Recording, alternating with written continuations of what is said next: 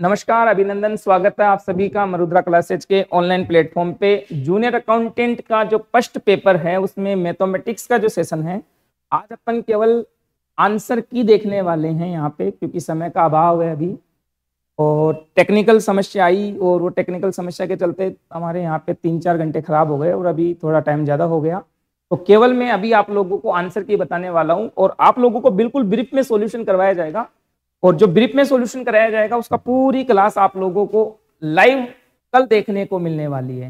तो अभी केवल अपनी आंसर की से आप संतुष्ट रहिए। और अभी तो आप कौन सा पढ़ने वाले हैं, अभी एग्जाम देके आए हैं, थोड़ा परेशान रहेंगे, स्ट्रेस में रहेंगे, ट्रेवलिंग कर रहे हैं, तो केवल आंसर की से ही आप सब कुछ जाने, ठीक है। और बाकी पूरी बिल्कुल ड्राइव करके पूरा अपन मेथड से तर्क से जवाब अपन कल देखने वाले हैं, ठीक है। तो यहाँ पे जो पहला क्वेश्चन है, कौन से विद्यार्थी ने अंग्रेजी और गणित में अधिकतम औसत अंक प्राप्त किए, वो इसका आंसर आने वाला है क्या आपका आर। इसका आंसर आपका आर आने वाला है, इसका आंसर बिल्कुल आर आएगा, ठीक है। ओके जी, इसी प्रकार अपन यहाँ पे, ठीक है, यहाँ पे जो सेकंड क्वेश्चन है, how many student more than 40 marks in maths. देखो इस क्वेश्चन में थोड़ा सा ट्रिक दिया इसने, 40 अंकों से अधिक की बात कर रहा है ये, कि 40 अंकों से अधिक किसने नंबर लाया है। यहाँ पे 40 नंबर लाने वाले को भी कैलकुलेट नहीं करेंगे, 40 से ज्यादा वाले को कैलकुलेट करेंगे और वो केवल 2 ही विद्यार्थी हैं यहाँ पे। तो इस क्वेश्चन का आंसर कितने आने वाला है आपका 2 आने वाला है, ठीक है।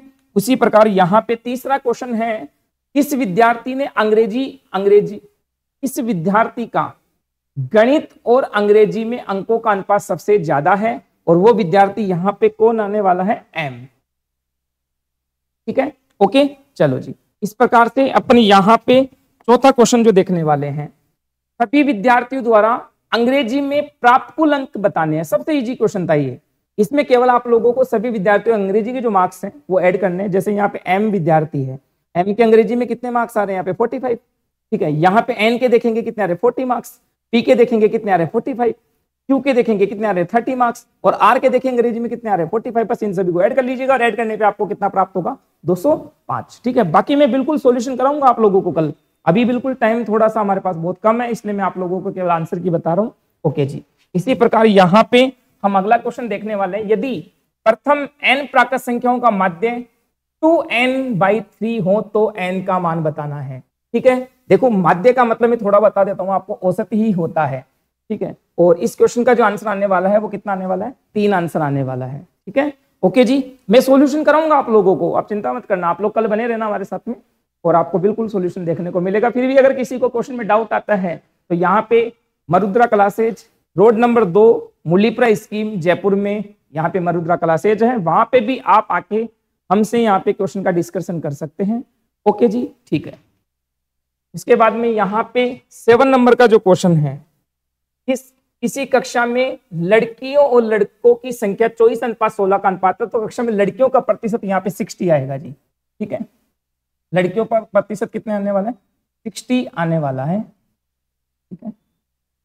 यहाँ पर 60 आने वाला है। ओके, तो यहाँ पे थोड़ा सा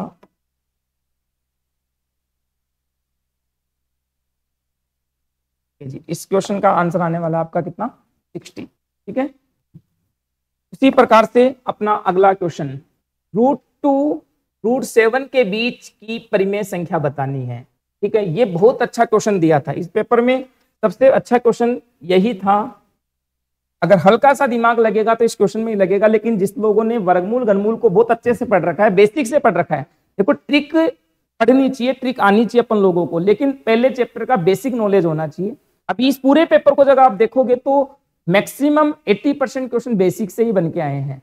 तो इस क्वेश्चन का जो जवाब होने वाला है वो आपका आने वाला बी ऑप्शन 2.432। ओके जी, ओके चलो नेक्स्ट क्वेश्चन की बात करते हैं अपना यहाँ पे 30, ठीक है। चलो जी, यहाँ पे इस क्वेश्चन को देखेंगे, इस क्वेश्चन का आंसर आपका आने वाला है सी ऑप्शन। एक बार मैं इसको आपको थोड़ा सा चेक करा देता हूं। यहाँ पे देखिए, इसमें क्या है कि थोड़ी सी हल्की सी टाइपिस्ट के द्वारा हमारे यहाँ पे टाइपिंग मिस्टेक हो गई है, हल्का सा मैं इसको चेक करा दूं। जैसे इस बी को लेते हैं अपन, बी को, तो बी को लिखेंगे तो x की घात 4 है ये, और ये दे रखा है 81 को लिख सकते हैं अपन 3 की पावर 4। तो यहाँ पे अपन देखने वाले हैं x का मान कितना है, यहाँ पे x का मान आपका 3 आया, इसका मतलब b जो है वो बराबर होगा x बराबर 3 के। और x बराबर 3 किस में है, पष्ट में, तो b पष्ट से तुलना करेगा और b पष्ट इसमें है और इसमें है, इसका मतलब b ऑप्शन और d ऑप्शन तो आपका गलत होने वाला है। अब आप इसमें कंपैरिजन करिए सीधा सीधा, a तो दोनों में सेम है तो इसको क्यों ले अपन भला, अपन किसको लेने वाले हैं, डायरेक्ट अपन ले लेते हैं c को ले लेते हैं या फिर d को ले लेते हैं। तो चलो अपन यहाँ पे एक काम करते हैं, d को ले लेते हैं क्योंकि d बहुत आसान रहने वाला है यहाँ पे। तो यहाँ पे d कहने जा रहा है कि मैं x की घात 1/4 हूं और ये है 4x की घात 3/4 है। जब इन दोनों को अपन वज्र गुणा करेंगे, x की घात 1/4 मल्टीप्लाई x की घात 3/4 इक्वल टू कितना है आपका यहाँ पे 4, और गुणा में घातें जुड़ती है तो 1/4 में अगर आप 3/4 जोड़ते तो कितना आने वाला है, 1 आने वाला है। और ये कितना आ गया आपका 4, x का मान कितना है आपका 4, तो x का मान यहाँ पे 4 आया और ये d सेकंड के बराबर आ रहा है, मतलब आप कह सकते हैं d यहाँ पे सेकंड के बराबर है और ये आपका सी ऑप्शन आएगा। तो इसमें ध्यान रखना बिल्कुल सी ऑप्शन ही आपका जवाब होगा, ठीक है। ओके जी, मैंने थोड़ा सा ड्राइव करके बता दिया आपको, फुल मैं आप लोगों को कल बताने वाला हूं, ठीक है। यहाँ पे अगला क्वेश्चन जो है अपना, ये स्क्रीन के सामने भी आपका अगला क्वेश्चन आ गया है, आप देख लीजिएगा, ठीक है। यदि 15 औरतें 30 लड़कियां 18 दिन में 270 सूट बना सिलती हैं तो 10 औरतें और 20 लड़कियां 18 दिन में कितने सूट सिलने वाली है, इसका जवाब आएगा 360 सूट, ठीक है। इसका जवाब आएगा आपका 360। थोड़ा सा ये रिफ्रेशिंग हो रहा है जी, बिल्कुल देखिए इसका आंसर आएगा 360 और इसका जो आंसर है मैंने बता दिया है, सॉल्यूशन में आपको कल बताने वाला हूं, ठीक है। ओके जी, नेक्स्ट क्वेश्चन, ये बहुत ही अच्छा क्वेश्चन है। अगर कोई यहाँ पे मल्टीप्लाई करने लग गया तो अपना समय यहाँ पे खराब करने वाला है। इस क्वेश्चन में आपको जरूर थोड़ा सा बता देता हूं, यहाँ से देखिए 1198 इंटू 1198, इस क्वेश्चन को आप डिजिट सम से सोल्व कीजिए, आपको मल्टीप्लाई करना ही नहीं पड़ेगा, मतलब जहां आपको 9 दिख रहा है उसको उड़ा दीजिए। देखो इसको सोल्व करते हैं, 1198 मैं ब्लैक कलर ले लेता हूं थोड़ा सा, इंटू यहाँ पे 1198, ठीक है। तो यहाँ पे देखो 9 उड़ाओ, 9 उड़ाओ, 8 और 1 9 उड़ा दो, इसको भी, ये भी 9 उड़ा दो, तो यहाँ पे देखेंगे 1 बचा और यहाँ पे 1 बचा, 1 इंटू 1 कितना होता है 1, दैट मीन अपन ने इसका डिजिट सम कितना निकाला 1, तो ऑप्शन का भी डेफिनेट डिजिट सम 1 ही आने वाला है। तो यहाँ पे देखो ऑप्शन का डिजिट सम जिसका 1 आएगा वो आंसर आएगा। देखो 5 और 4 9, तुम तो घर पे जाओ भाई, यहाँ पे देखो 4 3 7 तो 9, तुम भी घर जाओ, बच गया कितना 1, यही आंसर आ गया अपना, खत्म, डी ऑप्शन, ठीक है। तो इसको मल्टीप्लाई भी नहीं करना था, ये एक ट्रिकली क्वेश्चन था। ओके जी, नेक्स्ट चलो आगे बढ़ने वाले हैं अपन। बिल्कुल बिल्कुल मैं सारा आप लोगों को सॉल्यूशन कराने वाला हूं, लेकिन आप लोग समझ रहेंगे, थोड़ा सा समय भाव के चलते थोड़ा नहीं हो पाया, क्योंकि टेक्निकल समस्या हमारे साथ बनी रही अभी 2 घंटे तक, इसके चलते हम बना नहीं पाए, ठीक है। चलो यहाँ पे देखो ये कह रहा है √23 √225 0.3796 √7 संख्याओं में से परिमेय संख्या का योग बताओ। अरे ये परिमेय संख्या कहां से आ गई भाई, ये तो है परिमेय संख्या, क्योंकि जिसका वर्गमूल नहीं निकलता वो परिमेय संख्या होती ही नहीं है। यहाँ पे परिमेय संख्या एक तो 225, क्योंकि इसका वर्गमूल निकलता है कितना आता है 15, ठीक है। उसी प्रकार यहाँ पे परिमेय संख्या, ये परिमेय संख्या है, इसको ऐड कर दो इसके साथ में 0.3796 पर ऐड करेंगे तो आपको ये दिख रहा है अलग से, ठीक है। ओके जी, यहाँ पे आगे का क्वेश्चन अपन लेने वाले हैं। क्वेश्चन नंबर मेरी सीट में 12 है और आपकी में क्या होगा। इसमें बिल्कुल इजी सा कंसेप्ट है, अगर किसी आर्टिकल को आप 200 रुपए में सेल करते हैं और 25% की हानि पे बेचते हैं तो क्यों 250 में थोड़ी बिकेगा। अरे भाई 200 से कम ही बिकने वाला है, तुम 250 में बेच रहे हो, तो ये बिल्कुल गलत है आपका, इसको गलत कीजिए, पहला गलत है आपका। अगर आपका सीपी 56.25 है, बिल्कुल ठीक है 56.25 है, और आप इसमें 20% गेन लेना चाहते हो प्रॉफिट, तो आपकी कितने में बिकने वाली है। अगर आप इसको सोल्व करेंगे तो 67.50 आएगा, बिल्कुल ये सही है आपका। दूसरा, CP is 96% of the SP, then profit is 4%। अरे भाई 4% प्रॉफिट तो नहीं होने वाला, ठीक है, ये भी गलत है आपका। और ये तो एक फॉर्मूला ही आ गया, ठीक है, तो ये भी सही है आपका। तो कौन कौन सा सही है, सेकंड और फोर्थ सही है केवल, तो बी ऑप्शन इसका आपका आने वाला है, ठीक है। बाकी इसका कल मैं बिल्कुल प्रैक्टिकल पूरा सॉल्यूशन कराऊंगा आपको, एक एक वैल्यू, ठीक है। ओके चलिए आगे अगला क्वेश्चन देखते हैं। ये अगला क्वेश्चन ये सेम है, हिंदी में टाइप हो गया, वो पहले इंग्लिश में था, ठीक है। तो अपना आंसर क्या है, इसमें 2 और 4 था इसके अंदर, ठीक है, तो आप इसमें 2 और 4 लगा लीजिएगा जी। इसके आगे का क्वेश्चन है अपना, इनकी माध्यिका बतानी है। माध्यिका में सीधा सा फंडा है, आप इनको छोटे से बड़े के क्रम में जमा लो, और जो बीच में आता है वो माध्यिका, और बीच में आपकी 7 आने वाली है, ठीक है, आप टेंशन मत लेना, बीच में आपकी 7 आने वाली है। ठीक है, ओके जी। 10,000 रुपए की राशि 2 वर्ष के लिए चक्रवृद्धि ब्याज और साधारण ब्याज का जो अंतर है वो 400 रुपए है। तो ब्याज की दर बतानी है आपको। अरे भाई 2 साल के लिए मैं हर बार जब क्लास लेता हूं तो मैं एक ही बात कहता हूं, 2 साल के चक्रवृद्धि ब्याज और साधारण ब्याज के अंतर का क्वेश्चन आता है पेपर के अंदर, और यहाँ पे भी दिया उसने, तो आप सीधा सा फॉर्मूला लगाइएगा अगर लगाना चाहते हैं तो। CI माइनस SI बराबर क्या होता है, PR स्क्वायर अपॉन 100 गुणा 100 होता है, खत्म बात, सीधा सा फॉर्मूला है। अंतर कितना दे रखा है, 400 रुपए। प्रिंसिपल कितना है भाई, 10,000 रुपए, और ये R स्क्वायर, और नीचे भी कितना है, ये 10,000 ही तो है, 100 इंटू 100, 10,000 ही तो है, ये काट दो। R स्क्वायर का मान 400, तो R का मान कितना आ गया आपका 20, ये लो, ठीक है। अगला क्वेश्चन देखेंगे, ये भी बहुत अच्छा क्वेश्चन है, इसको भी मैं सोल्व कराऊंगा आप लोगों को, घातांक करने के अंदर करवाते हैं ये क्वेश्चन हम, ठीक है। तो इस क्वेश्चन की बात करें, इसका आंसर आएगा 3125, ठीक है, ओके जी। 1.143.8 का कितना प्रतिशत है? अरे ये तो बिल्कुल आसान क्वेश्चन है, अगर अपन इसको सोल्व भी करेंगे तो बिल्कुल इजी वे में 3.8 के का लग रहा है, इसको नीचे लिख दीजिएगा, 1.14 ऊपर लिख दो, इंटू कितना कर दो 100, यहाँ पे 1 पॉइंट है, यहाँ 2 पॉइंट है, 2 में से 1 कट गया, 1 बच गया, ऊपर तो 1 0 दे देगा नीचे वाले को, ठीक है, बस काट दो, 1 0 से 1 0 कट गई, और काट दो 19, ये 2 पंजे 10, ठीक है, कोई तकलीफ नहीं, 19 पर 95, 19 की 114 होते हैं, और 6 पंजे कितने हो गए, 30 हो गए, 30% आंसर आ गया इसका, ठीक है। उसके बाद में अगला क्वेश्चन है, ये वही मैच करने का क्वेश्चन आया है, और ये अगर कोई समय दूरी चाल चैप्टर पढ़ाते हैं तो इसकी शुरुआत यहीं से करनी पड़ती है, और शुरुआत क्या होती है, मैं सीधा से कहने जा रहा हूं आप लोगों को, शुरुआत इसकी सिंपली है कि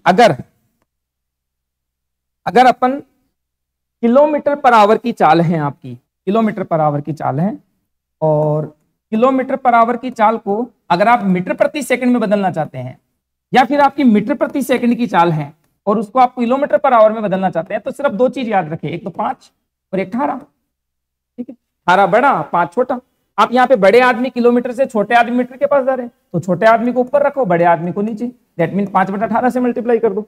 और अगर आप छोटे आदमी से बड़े आदमी के पास जा रहे हैं तो बड़े आदमी को साथ में लेके जाओ और छोटे को नीचे रखो, इससे मल्टीप्लाई कर दो। अब यहाँ पे क्या दिया, ये सारा किलोमीटर पर आवर में और मीटर प्रति सेकंड में कन्वर्ट करना है, तो यहीं से कर लो, इसको मल्टीप्लाई कर दो किससे, 5/18 से, तो ये हो गया आपका कितना, 6 कम 36 18, 5/3, ए बराबर है 5/3 के, 5/3 कहाँ है भाई, ये ए के बराबर है, ए किसके बराबर आएगा, सेकंड के, तो यहाँ ए तो फोर्थ के गलत है भाई, ये सेकंड वाले सही बैठ रहे हैं यहाँ पे, ठीक है। अब आगे चलते हैं, 20 को मल्टीप्लाई कर दो वही 5/18 से, 2 9 18 और ये 2 10, हो गया 10 पंजे 50, 50/9 के बराबर होंगे हम, 50/9 किस में आ रहा है, फोर्थ में, तो बी भाई तुम फोर्थ के बराबर हो, तो बी कह रहा है फोर्थ यहाँ है, तो सी ऑप्शन गलत होने वाला है। उसके बाद में सी की बात करें और डी को देखो ना तुम, तो सीधा सीधा 5/18 से करेंगे, 8 चौके 72 हो गया हमारा, और 5 चौके 20 हो रहा है, तो डी थर्ड के बराबर है, डी भाई तुम थर्ड के बराबर हो, तो थर्ड इसमें आ रहा है ना, ये तो फर्स्ट लेके बैठा है, डी थर्ड के बराबर आ रहा है, डी ऑप्शन आंसर आएगा इसका, ठीक है, ओके, डी ऑप्शन। चलो अगला क्वेश्चन अपना, ये आपका वही हिंदी में टाइप हो गया जी, डी ऑप्शन आएगा इसका ना, ठीक है, हिंदी में टाइप हो गया ये आपका, थोड़ा बड़ा कर देते इसकी साइज, वो पहले इंग्लिश में था, ओके जी। ये देखो, ये भी एक बहुत अच्छा क्वेश्चन है, इसका सॉल्यूशन भी अपन पूरा करेंगे जो अपना कल करने वाले हैं, बाकी इसका आंसर 22 आने वाला है, ठीक है। 22 साइड मेरी, और 19 नंबर का क्वेश्चन है, ये अपना नंबर सिस्टम टॉपिक के अंदर आता है ये क्वेश्चन, इन दोनों में सारे गुणनखंड बताना होता है, तो आप सीधा सा ये क्वेश्चन है, सबसे पहले देखो पावर यहाँ पे समान है, और पावर समान हो और वो भी विषम हो, तो ये संख्या किससे डिवाइड होगी, सारे गुणनखंड बताना है, तो यहाँ पे प्लस कर रखा है तो तुम भी प्लस कर दो, 43 + 41 से डिवाइड होगी, यहाँ भी ये भी 43 + 41 से डिवाइड होगी, इनका सम करने वाले हैं तो कितना आएगा 84, मतलब ये 84 से डिवाइड होगी, और अगर किसी संख्या में 84 से डिवाइड होना है तो वो 3 से भी डिवाइड होना है, और यहाँ पे तो 84 भी दे रखा है, ठीक है, 84 भी दे रखा है और 3 भी दे रखा है जी, बिल्कुल। एक बार इस क्वेश्चन का अपन आंसर की, एक बार मैं पेपर चेक कर लूँ आपका, एक बार पेपर में ये क्वेश्चन है, क्वेश्चन नंबर में एक बार थोड़ा सा देखना चाहूंगा इसको, क्योंकि आप लोगों के साथ में कोई मिस्टेक नहीं होनी चाहिए।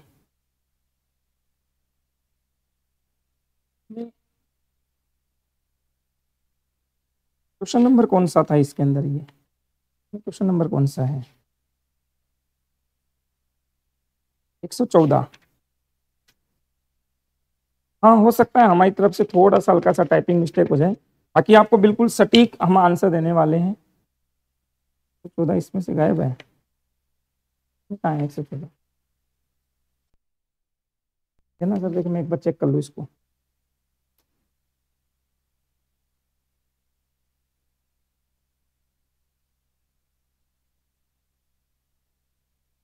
तो इसमें ये जो क्वेश्चन दिया गया है 114 नंबर का, देखो आपको बिल्कुल सटीक जवाब मिलना चाहिए यहाँ पे जी।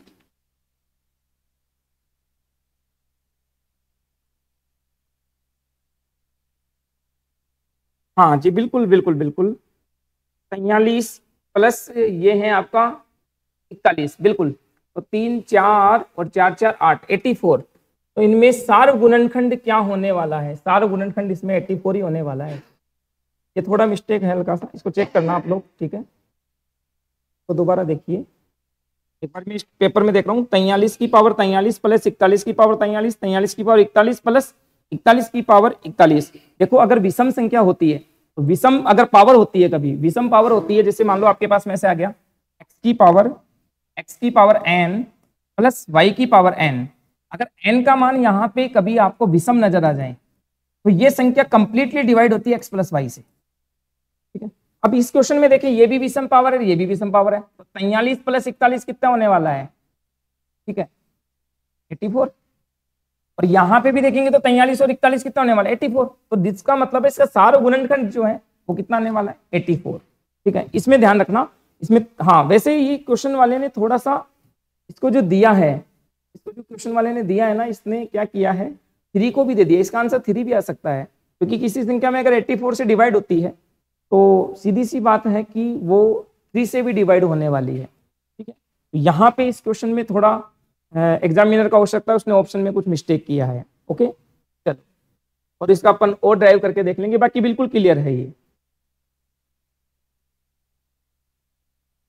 अगला है यहाँ पे अपना 20 नंबर का क्वेश्चन। विद्यार्थी द्वारा गणित में प्राप्त अंक नीचे दिए गए हैं और विद्यार्थियों का औसत अंक बताओ। देखो औसत सीधा सा है, इन सबको मल्टीप्लाई करेंगे आप लोग, ये हो जाएगा आपका 5 3 15, 10 चौक 40, 12 पंजे 60, 15 दूना 30 और 20 से कम 20। इन सभी का पहले सम कर लो, ठीक है? इन सभी का सम करेंगे अपन लोग। तो यहाँ पे देखो 60 और 40 कितने हो गए? 100। ये हो गया आपका 130, ये 150, और 150 और 15 कितने हो गए? 165। और नंबर ऑफ कैंडिडेट स्टूडेंट कितने हैं भाई? स्टूडेंट देखो 4 3 7 5 12 14 और 1 15, और 165 में 15 का भाग देंगे तो कितना आने वाला है? 11। ठीक है, ओके। अगला क्वेश्चन, ये भी बहुत अच्छा क्वेश्चन है। इसमें आप लोगों को इकाई का अंक ज्ञात करना है। देखो इकाई के अंक में सीधा सा कंसेप्ट है, अगर कभी संख्याओं का मल्टीप्लीकेशन हो और एक इकाई का अंक 5 आ जाए और बाकी कहीं भी सम संख्या नजर आ जाए, भले 1 हो 2 उससे फर्क नहीं पड़ता, एक नजर आ जाए तो इकाई का अंक 0 आने वाला है जी। और आप कह रहे हैं यार डेढ़ डेढ़ लग रहा है, तो कहीं ना कहीं 74, देखो कहीं ना कहीं यहाँ पे देखो 74 आएगा जरूर से, फिर उसके बाद में 75 भी आएगा, 76 आएगा, 79 आएगा। तो इकाई का अंक एक आपको 5 दिखा ना, तो 5 के साथ में यहाँ पे देखो सम संख्या नजर आ रही है 2 दिख रहा है यहाँ पे सम संख्या, तो 0 आपका इसका इकाई का अंक आने वाला। ठीक है, चलो उसके बाद में अगला क्वेश्चन है, यहाँ पे 40 विद्यार्थियों की कक्षा में उनकी लंबाई प्रसार भी दे रखा है, और बहुलक कक्षा की ऊपरी सीमा और माध्यमिका कक्षा की निचली सीमा। देखो मैं तो इतना जानू, बहुलक कक्षा की ऊपरी सीमा, बहुलक किसे कहते हैं? मैक्सिमम जो बारंबारता होती है वो बहुलक वाला होता है, मैक्सिमम बारंबारता 12 है, तो ये बहुलक वाला हो गया। इसकी उच्चतम सीमा बोली है ऊपरी सीमा, ऊपरी सीमा कितनी है इसकी? 155। फिर कह रहा है कि माध्यिका वर्ग की निचली सीमा, माध्यिका कैसे निकालेंगे? पहले इसकी संचयी बारंबारता निकालेंगे, 3 में 6 जोड़ेंगे 9, 12 में 9 जोड़ेंगे आपका कितना जाएगा? 21, 21 में 2 जोड़ेंगे 30, और ये कितने हो गए? 40। अब 40 के अंदर किसका भाग दीजिएगा? 40 के अंदर 2 का भाग दीजिएगा। n/2 का कंसेप्ट माध्यिका में होता है, कितना है? 20। 20 से बड़ी कौन है संचयी बारंबारता? 21। 21 वाला कौन आया? यही आ गया भाई।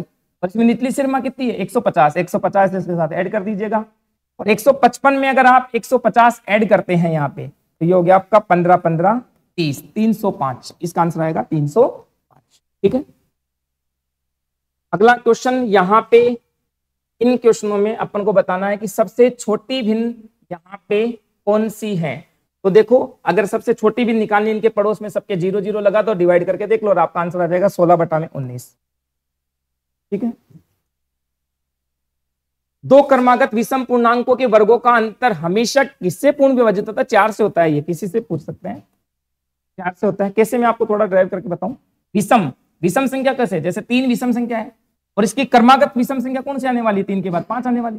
स्क्वायर करो, 5 का स्क्वायर 3 का स्क्वायर 25 और 3 का स्क्वायर 9। 25 में से 9 घटाएंगे तो 16 आ जाएगा। 16 में 4 का भाग जाता है कि नहीं जाता? बिल्कुल जाता है। आप कहोगे भैया दूसरा लेके दिखाइए। मैंने कहा ठीक है दूसरा ले लेते हैं अपन। यहाँ पे दूसरा लेने वाले हैं यहाँ पे। तो यहाँ पे देखिए दूसरा जैसे मैंने ले लिया, कितना ले विषम संख्या? आप बोलिए 7 ले लें। चलो 5 ले लेते हैं, एक और एक 7 ले लेते हैं। 5 का स्क्वायर 7 का स्क्वायर 5 का 25 7 का 49 और अगर 49 में से 25 घटाएंगे तो 24 में बोलो किसका भाग जाएगा? 4 का। आप कहेंगे भैया यहाँ पे तो 24 में तो 6 का भी जा रहा है 3 का भी जा रहा है। मेरे भाई सभी में जाना चाहिए।